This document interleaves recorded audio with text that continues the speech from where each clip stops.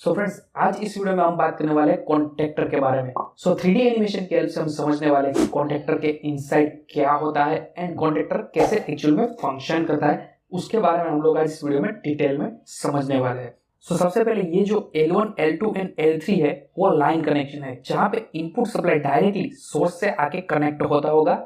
Normal condition में चाहे यहाँ पे एमसीबी हो या तो फिर एसएफयू या तो फिर आइसोलेटर हो, नॉर्मल कंडीशन में ऑन रहता है। सप्लाई जो है वो एमसीबी के आउटपुट से निकल के डायरेक्टली L1, L2, L3 तक आके पड़ा रहता है। बाद में कॉन्टेक्टर के opposite side T1, T2 and T3 load connection है, जहां से पावर डायरेक्टली लोड को फीड होता है और इसको हम कॉन्टेक्टर का आउटगोइंग टर्मिनल्स भी बोलते हैं।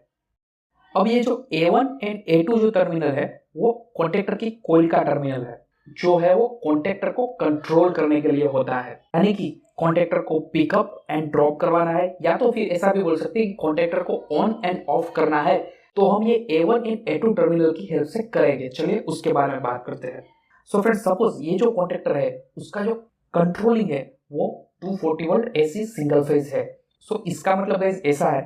कि A1 एंड A2 के बीच में हम फेज एंड न्यूट्रल डायरेक्टली ये कॉन्टेक्टर को देंगे तो कॉन्टेक्टर जो है पिकअप हो जाएगा, और जैसे ही हम ऑक्सिलरी सप्लाई A1 और A2 से निकाल लेंगे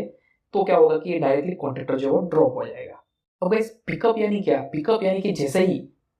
ये A1 एंड A2 के बीच में जैसे ही 240 वोल्ट AC आया तो क्या होगा कि ये कॉन्टेक्टर की कोइल जो है वो एनर्जाइज होगी, और जैसे ही ये कोइल एनर्जाइज होगी तो क्या होगा कि ये जो प्लंजर है ऊपर वाला, वो प्लंजर को खींच के वो डायरेक्ट अट्रैक्ट करेगा, जिससे क्या होगा कि ये प्लंजर जो है वो डायरेक्टली अट्रैक्ट हो जाएगा, और ये आपके जो ओपन कॉन्टैक्ट है वो डायरेक्टली, मतलब कि ये जो आपका मूविंग कॉन्टैक्ट है वो डायरेक्टली फिक्स कॉन्टैक्ट के साथ कनेक्शन में आ जाएगा और वहां से पावर आगे जा सकेगा। तो चलिए पहले समझते हैं कि कॉन्टैक्टर का कंट्रोलिंग कैसे होता है। सबसे पहले जो फेज जो है वो डायरेक्टली लूपिंग करके कुछ इस तरह से एक सिंगल पोल की एमसीबी में आता होगा। जैसे ही आप ये एमसीबी को ऑन करोगे सो एमसीबी का आउटपुट निकल के डायरेक्टली ये स्टॉप पुश बटन में जाएगा, और स्टॉप पुश बटन जो है वो नॉर्मली एनसी रहता है, मतलब कि इसके इनसाइड का जो कॉन्टेक्ट है वो एनसी रहता है जब आपका स्टॉप पुश बटन है वो रिलीज कंडीशन में है। सो जैसे ही आपका stop push button release condition में होगा तो वो आगे सप्लाई भेजेगा और डायरेक्टली आएगा आपके स्टार्ट पुश बटन में।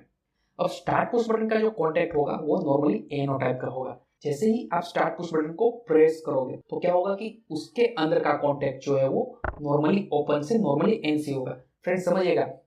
जैसे ही मैंने पुश बटन दबाया तो क्या होगा कि नॉर्मली ओपन, मतलब जो कॉन्टेक्ट ओपन था वो क्लोज हुआ, और जैसे ही वो क्लोज होगा तो क्या होगा कि सप्लाई वहां से आगे बढ़ के डायरेक्टली आपके कॉन्टेक्टर की कोइल को मिलेगा A1, यानी कि फेज डायरेक्टली आपके कॉन्टेक्टर की कोइल को मिल गया। अब इस जो न्यूट्रल जो है वो डायरेक्टली कनेक्ट कर देते हैं A2 में, सिर्फ हम फेज को ही कंट्रोल करते हैं। अब जैसे ही न्यूट्रल तो डायरेक्ट मिल ही रहा था और आपने फेज को पहुंचा दिया थ्रू ये पुश बटन को प्रेस करके आपने फेज को यहाँ तक पहुंचा दिया, तो क्या होगा कि ये कॉन्टेक्टर की कोइल जो है एनर्जाइज होगी, मतलब कि कॉन्टेक्टर की कोइल को सप्लाई मिलेगा, और उसकी वजह से क्या होगा कि वो कोई मैग्नेटिक फील्ड प्रोड्यूस करेगा, और वो मैग्नेटिक फील्ड जो प्रोड्यूस हुआ है उसकी वजह से ये जो आपका ऊपर का जो मैग्नेटिक कोर जो है वो अट्रैक्ट करेगा जो नीचे वाली मैग्नेटिक कोर है उसके साथ। तो जो ऊपर वाली मैग्नेटिक कोर जो है वो गाइस मूविंग पार्ट है, और जो नीचे वाली मैग्नेटिक कोर है वो फिक्स पार्ट है। तो क्या होगा कि जैसे ही कंट्रोलिंग सप्लाई कोइल को मिलता है तो वो क्या करता है, जो मूविंग पार्ट है उसको फिक्स पार्ट के पास खींचता है, अट्रैक्ट करता है ड्यू टू मैग्नेटिक फील्ड। तो जैसे ही वो मैग्नेटिक फील्ड की वजह से जैसे ही वो मूविंग पार्ट नीचे आएगा तो क्या होगा कि आप देख ही रहे हो कि ऊपर की साइड ये जो कॉन्टेक्ट है, मूविंग कॉन्टेक्ट जो है वो डायरेक्टली कनेक्ट हो जाएंगे L1, L2, L3 and T1, T2, T3 के साथ, जिससे क्या होगा कि आपकी सर्किट जो है वो क्लोज होगी, और जो सप्लाई जो है वो डायरेक्टली L1, L2, L3 पे पड़ा हुआ सप्लाई था वो डायरेक्टली मिल जाएगी आपके लोड को। तो यहाँ पे हमने इंडक्शन मोटर दिखाया, दैट मीन्स कि इंडक्शन मोटर को सप्लाई मिलेगा और इंडक्शन मोटर स्टार्ट हो जाएगा। बट गाइस यहाँ पे क्या है कि ये मैंने जब मैंने पुश बटन प्रेस किया उस टाइम पे कंट्रोल सप्लाई जो है वो कोइल को मिला, और उस टाइम पे ये कॉन्टेक्टर जो है वो पिकअप हुआ, और उसकी वजह से जो आपका जो मेन पावर सर्किट है वो आपका कंप्लीट हुआ। तो गाइस यही मतलब है कि जैसे ही मैं ये पुश बटन को रिमूव कर दूंगा, मतलब कि पुश कर रहा हूँ उसको, मैं वहां से अपनी फिंगर जो है वो ले लूंगा, तो क्या होगा कि वापस जो उसका अंदर का कॉन्टेक्ट है पुश बटन के,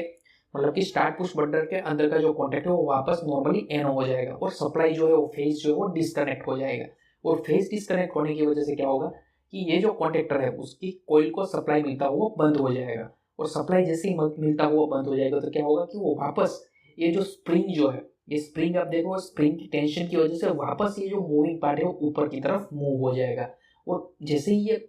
मूविंग पार्ट ऊपर की तरफ मूव होगा तो ये कॉन्टेक्ट भी आप जैसे देख रहे हो वो भी ऊपर की साइड मूव हो गए, और जैसे ही वो भी ऊपर की साइड मूव हो गए तो क्या होगा कि आपका ये जो लोड एंड सोर्स जो है वो एक दूसरे से डिस्कनेक्ट हो जाएगा और आपके लोड को सप्लाई मिलना बंद हो जाएगा। तो कुछ इस तरह से कॉन्टेक्टर जो है वो पिकअप एंड ड्रॉप होता है।